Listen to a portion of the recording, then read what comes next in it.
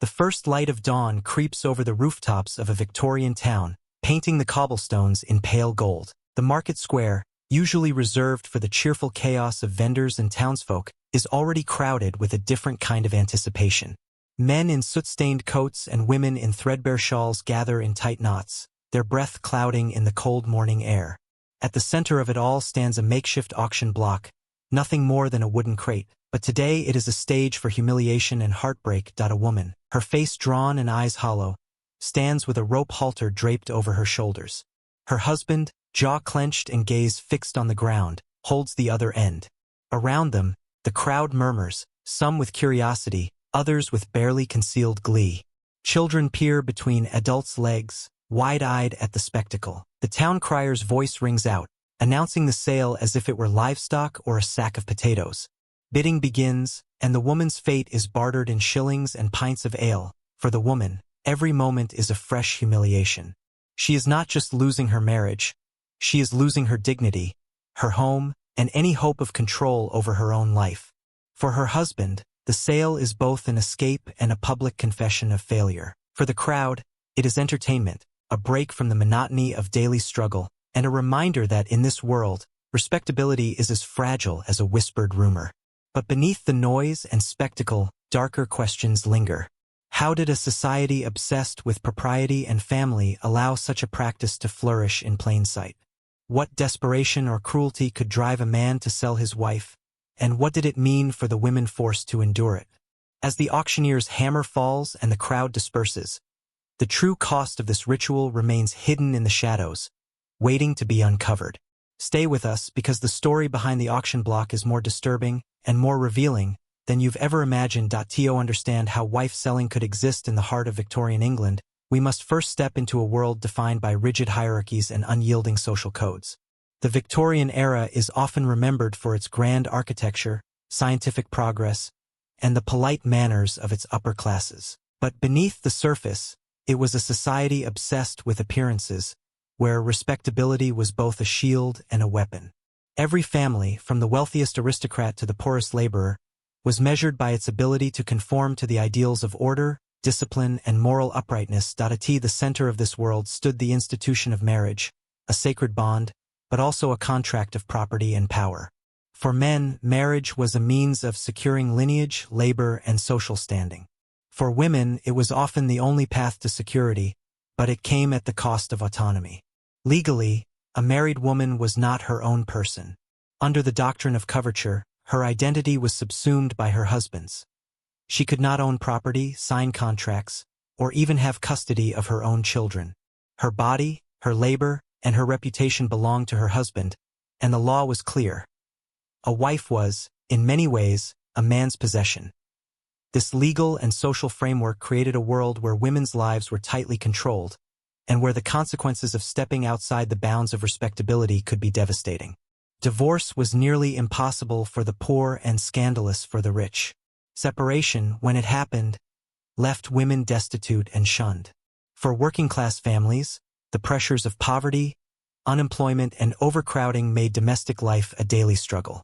In this context, the sale of a wife, however shocking it may seem today, became a desperate solution for men and women trapped by circumstance. Wife selling was not sanctioned by law, but it was tolerated by custom. In the eyes of many Victorians, it was a practical way to end an unhappy marriage without the ruinous costs of legal separation. The ritual was public, often held in markets or fairs, and followed a set of unwritten rules. The wife was led by a halter, bids were taken, and the sale was witnessed by the community. Sometimes, the woman's new buyer was a lover or a man she preferred, and the transaction was a way to legitimize a new relationship. More often, it was a humiliating ordeal, a last resort for women with nowhere else to turn. The public nature of wife selling reveals the contradictions at the heart of Victorian society. On one hand, it was a spectacle, a moment when the private failures of marriage were put on display for all to see. On the other, it was a form of social regulation, a way for communities to police the boundaries of respectability and reinforce the power of men over women. The crowd's laughter, the jeers, and the casual cruelty masked a deeper anxiety. The fear that the fragile order of society could be upended at any moment in this world. A woman's worth was measured not by her character or her dreams, but by her ability to conform, to endure, and to be useful to the men who controlled her fate. The auction block was not just a place of sale, it was a stage where the values of Victorian England were laid bare. As we move forward, we'll uncover how this practice began, and why it persisted for so long in a society that prided itself on its civility. The roots of wife selling in England stretch back centuries, long before the gaslights and top hats of the Victorian era. In medieval times, marriage was less a romantic union than a transaction, an exchange of property, alliances, and labor. The church preached the sanctity of marriage, but for the poor, the realities of daily life often took precedence over doctrine. Divorce, as we understand it today, was virtually impossible. The church courts could grant annulments or separations in rare cases, but for most couples, marriage was a lifelong bond. Regardless of misery or abuse, as England's legal system evolved, the options for ending a marriage remained grim. By the 18th and 19th centuries, a full divorce required an expensive act of parliament, a privilege reserved for the wealthy and well-connected. For the working classes, trapped in marriages marked by poverty, violence, or simple incompatibility, there was no legal escape. Separation meant social ruin for women and financial disaster for men. In this vacuum, the custom of wife selling emerged not as a formal law, but as a desperate workaround. The ritual itself was a blend of folk tradition, public spectacle, and legal theater. A husband would lead his wife, often with a halter around her neck or waist, to a market or fair. There, in front of witnesses, he would announce his intention to sell her, sometimes reading a mock contract or reciting a formulaic speech. Bidding would begin, and the buyer, often a man already involved with the wife, would pay a token sum, sometimes as little as a few shillings or a pint of ale. The sale was sealed with a handshake or the exchange of money, and the crowd would disperse, leaving the woman in the custody of her new owner. This practice was fueled by more than just legal obstacles. Economic desperation played a central role. In an era of unstable work, low wages, and frequent unemployment, a wife could be seen as both a burden and a bargaining chip. For some men, selling a wife was a way to rid themselves of responsibility, especially if children or debts were involved. For women, the sale could offer a slim hope of escape, an opportunity to join a new partner, or at least to leave a violent or neglectful husband behind. Social stigma, too, shaped the ritual. Wife selling was both a public confession of failure and a means of avoiding the shame of desertion or adultery. By making the transaction visible, the community could witness the end of a marriage and tacitly approve the new arrangement. The halter, the bidding, and the market setting all served to transform a private crisis into a public event, one that allowed both parties to claim a measure of legitimacy, however flimsy. Yet the practice was never fully accepted. Newspapers, reformers, and the upper classes condemned wife selling as barbaric and degrading, a stain on the nation's reputation. But for those with no other options, it persisted, an open secret, tolerated by custom and necessity. The scandal of wife selling was not just in the act itself, but in what it revealed about the failures of law, the cruelty of poverty, and the limits of respectability. As we move to the next section, we'll step into the heart of the ritual itself, witnessing the humiliation, spectacle, and psychological trauma that defined the wife sale, and the reasons why so many women endured it, or fought to survive. To the uninitiated, a wife sale in Victorian England might have looked like a scene from a grotesque carnival, equal parts farce and tragedy, played out in the open air. The market square, usually alive with the shouts of vendors and the clatter of carts, would become a stage for a ritual that was both shockingly public and deeply personal. The crowd would gather early, drawn by curiosity, gossip, or the promise of spectacle. For some, it was a rare break from the monotony of daily life. For others, a chance to witness the misfortune of neighbors or rivals. At the center of this gathering stood the husband and wife. The woman, often pale and silent, would be led by a halter, sometimes a rope, sometimes a ribbon, looped around her neck, arm, or waist. This symbol, borrowed from the world of livestock auctions, was both practical and humiliating. It marked her as property, a commodity to be transferred, and stripped her of any pretense of dignity. The husband, by contrast, might stand with a mixture of bravado and shame, his grip on the halter both a claim of ownership and a public admission of failure. The ritual began with an announcement. The husband would declare his intention to sell his wife, sometimes reading from a prepared statement or reciting a formulaic phrase. "I hereby sell my wife, who has become a burden to me, to any man who will take her." The crowd would jeer, laugh, or offer advice, their reactions ranging from mockery to sympathy. In some cases, the wife herself might speak, pleading for a kind buyer, or, in rare moments of defiance, denouncing her husband and the injustice of her fate. Bidding would commence, often with little formality. The buyers might be strangers, acquaintances, or, most commonly, a man already involved with the wife. The sums exchanged were usually symbolic: a few shillings, a pint of ale, or a token gesture meant to satisfy the appearance of a transaction. The real currency was social approval. By making the sale public, the parties could claim that the marriage had ended with the community's blessing, however dubious. For the woman, the experience was a crucible of humiliation and psychological trauma. She was forced to stand before her neighbors, exposed to their judgment and ridicule. Her private pain transformed into public entertainment. The halter, the bidding, and the laughter of the crowd all served to reinforce her powerlessness. Even when the sale offered a chance at escape, perhaps to a new partner or a better life, the price was paid in dignity and self-worth. The memory of the auction block would linger long after the crowd had dispersed. For men, the motivations were complex. Some saw wife selling as a last resort, a way to end an unbearable marriage without the ruinous costs of legal separation. Others used it as a tool of control or revenge, punishing wives for perceived disobedience or infidelity. In a few cases, the ritual was almost collaborative, a husband and wife agreeing to part ways in the only manner available to them. But even in these rare moments of mutual consent, the public nature of the sale ensured that shame and stigma would follow both parties. The crowd played its own role, both as witness and participant. Their presence legitimized the transaction, transforming a private crisis into a communal event. Some cheered, some jeered, and some simply watched in silence, their faces a mirror of the society that allowed such rituals to persist. Children learned early that a woman's fate could be decided in the marketplace, and that respectability was a fragile thing, easily lost and rarely regained. The wife sale was more than a transaction. It was a ritual of power, humiliation, and survival. It laid bare the contradictions of Victorian society, where the sanctity of marriage coexisted with the public auctioning of women, and where the veneer of respectability could be shattered in a single morning. As we move to the next section, we'll step into the minds and hearts of the women who endured this ordeal, exploring their desperation, shame, and the strategies they used to survive or, in rare cases, to reclaim their agency. For the women forced onto the auction block, the experience of wife selling was a crucible of humiliation, fear, and, sometimes, unexpected resolve. To stand in the center of a jeering crowd, a halter around her neck, was to be stripped of every illusion of privacy or dignity.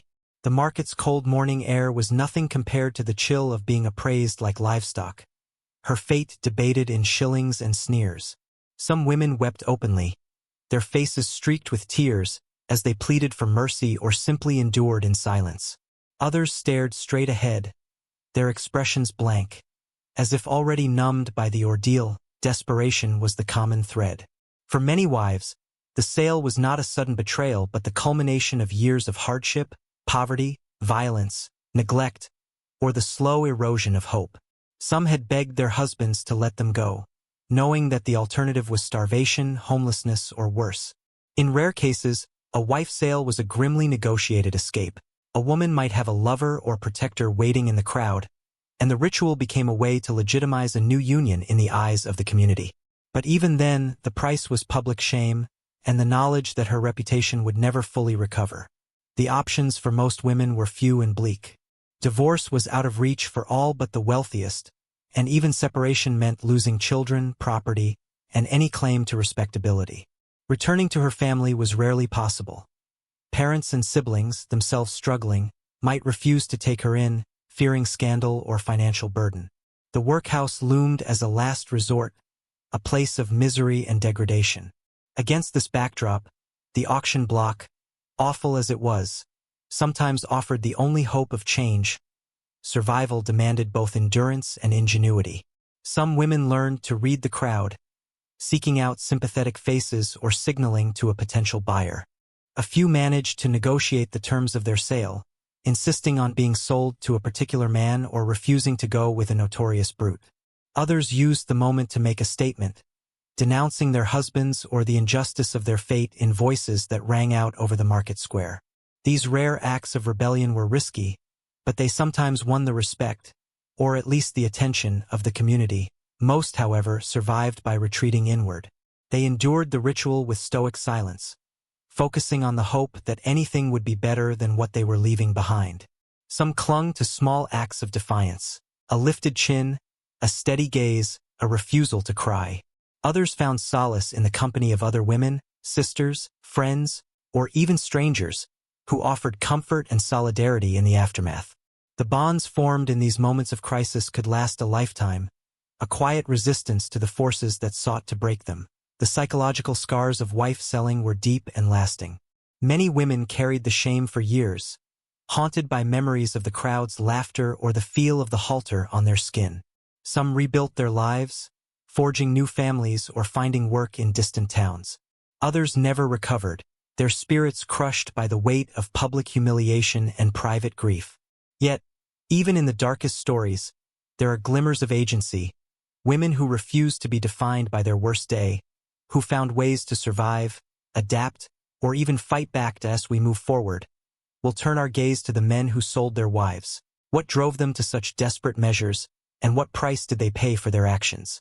And in the shadows of the market, we'll uncover the rare but remarkable stories of women who turned the ritual of wife-selling into an act of rebellion, defying the odds, and sometimes changing the rules of the game. To understand the men who led their wives to the auction block, we must look beyond caricatures of cruelty or indifference.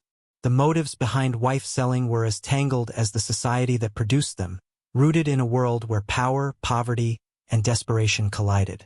For some men, the act was a brutal assertion of control, a final, public display of dominance over a woman they no longer wanted or could not afford to keep. For others, it was a last, humiliating resort, born of economic hardship and the crushing weight of social expectations. Poverty was often the driving force. In the cramped tenements and soot-choked streets of Victorian England, work was scarce and wages meager. A man who lost his job or fell ill could quickly find himself unable to support his family.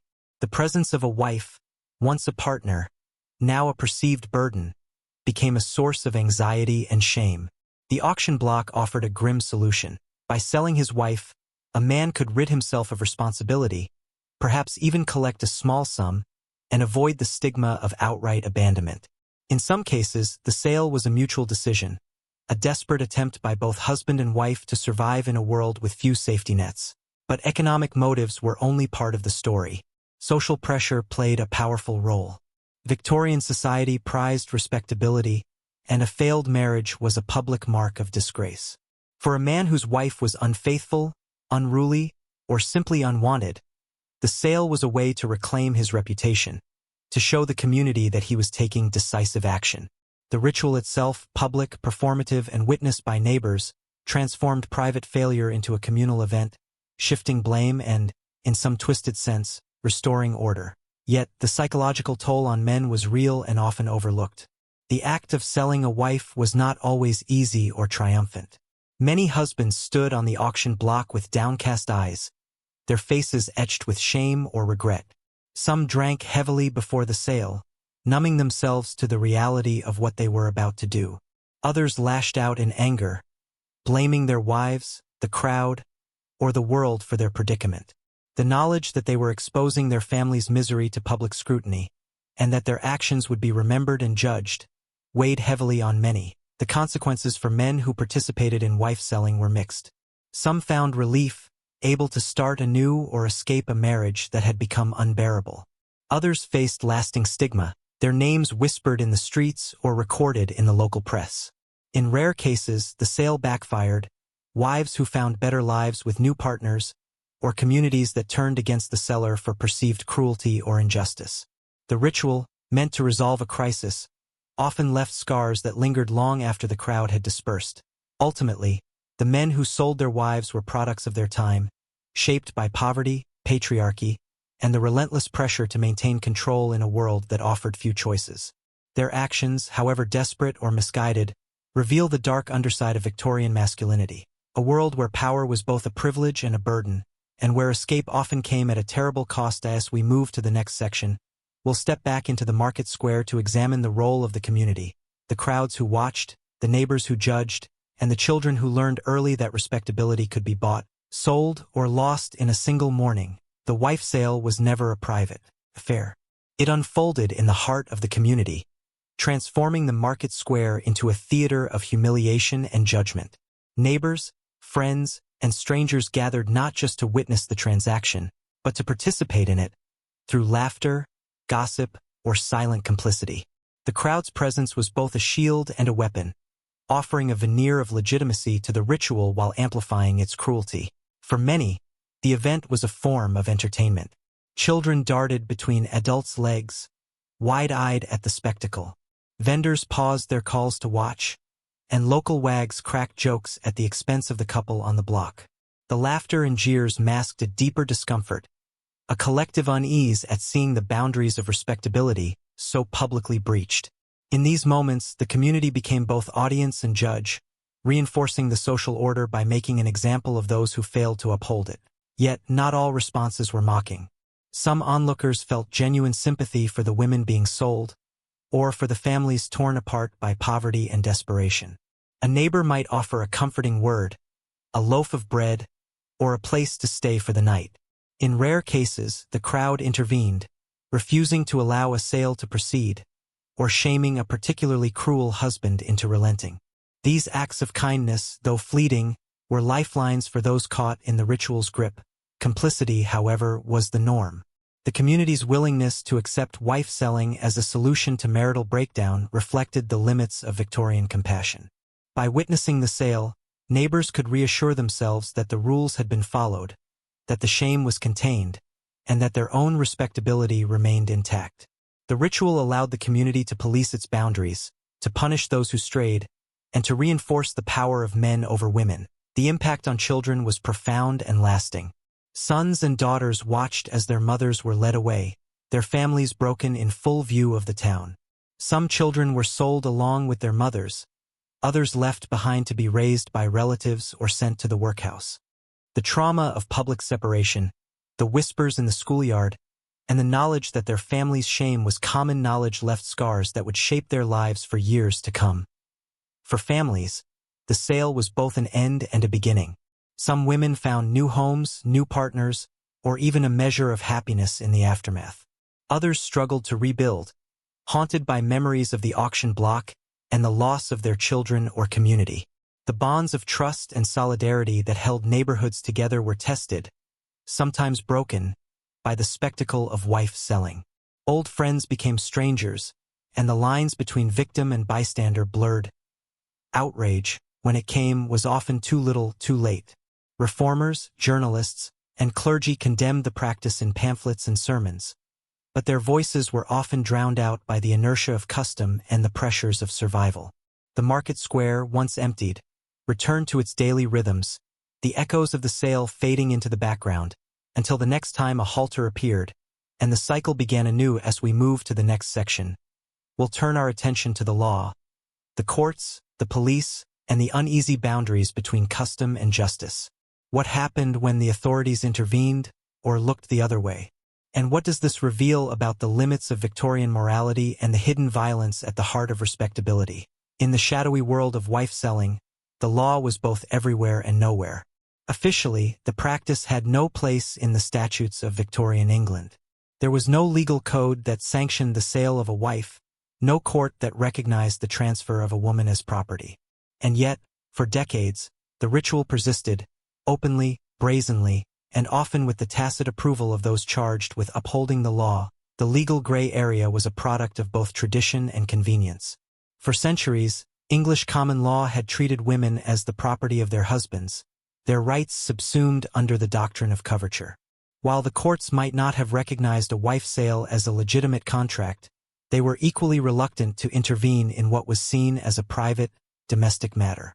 Police officers, when present at a sale, often turned a blind eye, reasoning that the transaction was preferable to desertion, violence, or the scandal of a formal separation. This reluctance was reinforced by the attitudes of local magistrates and justices of the peace. Many saw wife selling as a necessary evil, a rough and ready solution for the poor, who could not afford the luxury of divorce. Some even argued that the public nature of the sale, with its witnesses and rituals, provided a kind of community consent that made the arrangement more legitimate than a secret abandonment. As long as no one complained, and as long as the new husband was willing to take responsibility for the woman and any children, the law was content to look the other way, but the uneasy truce between custom and justice was not without its cracks. Occasionally, a wife sale would go awry, sparking violence, public outrage, or a challenge from a rival suitor. In these rare cases, the courts were forced to act. Newspaper headlines blared with stories of drunken brawls, disputed ownership, or women who refused to go quietly. Judges, caught between the letter of the law and the realities of custom, often handed down contradictory rulings, sometimes annulling the sale, sometimes fining the participants, and sometimes simply washing their hands of the affair. The ambiguity of the law left women especially vulnerable. If a wife tried to escape her new owner, she could be charged with vagrancy or theft. If she resisted the sale, she risked violence or social ostracism. The police, when called, were as likely to arrest the woman as to protect her. The courts, meanwhile, offered little recourse.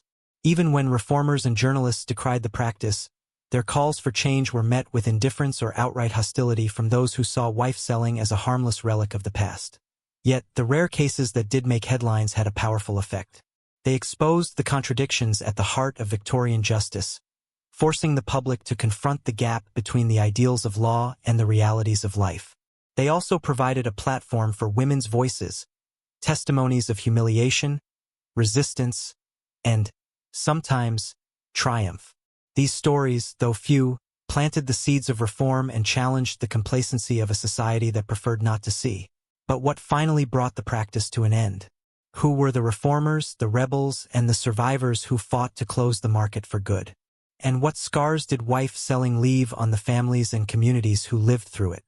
In the next section, we'll meet the people who changed the rules and those who paid the highest price for a society's silence. The slow death of wife selling in Victorian England was not the result of a single law or a sudden change of heart, but the culmination of years of resistance, outrage, and quiet rebellion. As the 19th century wore on, the spectacle that had once drawn crowds began to attract a different kind of attention, one that would ultimately spell its end. Reformers were among the first to sound the alarm. Social activists, clergymen, and early feminists condemned wife selling as a stain on the nation's conscience.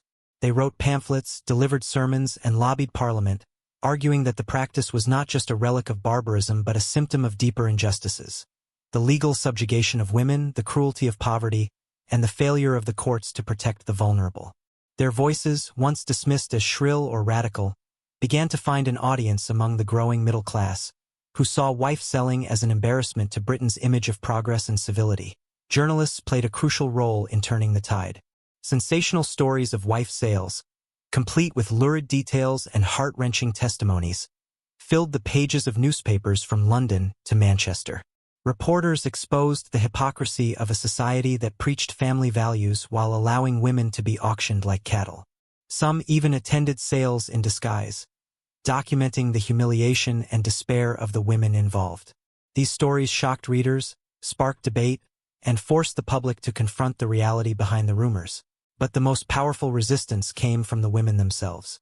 Some refused to go quietly, denouncing their husbands and the crowd with voices that rang out over the jeers. Others fought back in court, challenging the legality of their sale or seeking protection from abusive buyers. A few, with the help of sympathetic neighbors or reformers, managed to escape entirely, finding work, remarrying, or building new lives far from the towns that had witnessed their humiliation. Their courage inspired others, and their stories became rallying cries for change. The decline of wife selling was gradual but unmistakable. As divorce laws were slowly liberalized and the rights of women expanded, the need for such desperate measures diminished. The last recorded wife sales in England took place in the early 20th century, often met with outrage or ridicule rather than acceptance. The ritual that had once been tolerated as a necessary evil was now seen as a shameful anachronism, a reminder of darker times. Yet, the scars of wife-selling did not fade easily. For the women who endured it, the memory of the auction block lingered, a source of pain, shame, or, in rare cases, defiant pride. For their children, the legacy was one of broken families and whispered secrets. And for British society as a whole, the practice left a mark on the national psyche. A reminder that respectability, when built on the suffering of the powerless, is always fragile. As we move to our final reflection, we must ask, what does the story of wife-selling reveal about the true cost of Victorian values? And how do the echoes of this scandal still shape our understanding of gender, power, and dignity today? The story of wife-selling in Victorian England is more than a historical curiosity. It is a window into the human cost of a society obsessed with order, reputation, and control. Behind the spectacle of the auction block, we find not just the humiliation of women, but the deep wounds inflicted by a system that valued property over personhood and silence over justice. The halter, the crowd, the public bidding, these were not just rituals of exchange, but acts of erasure, stripping women of their voices, their choices, and their dignity. Yet, the legacy of wife-selling is not confined to the past. The forces that made it possible, economic desperation, legal inequality, and the pressure to conform, still echo in the lives of countless people today. Around the world, women and men continue to face choices shaped by poverty, stigma, and the threat of public shame. The forms of violence may have changed, but the struggle for autonomy and respect remains as urgent as ever. To remember the women who stood on the auction block is to honor their endurance and to confront the uncomfortable truths that history often hides. It is a call to look beyond the polished surface of respectability and to ask who pays the price for the order we cherish. It is a reminder that progress is not measured by laws alone, but by the courage to see and to stand with those who are most vulnerable. As we close this chapter, let us carry forward the lessons of the past. That dignity is not a privilege to be granted or withdrawn, but a right to be defended. That the stories of the forgotten matter, and that true respectability is found not in the judgment of the crowd, but in the compassion we show to one another.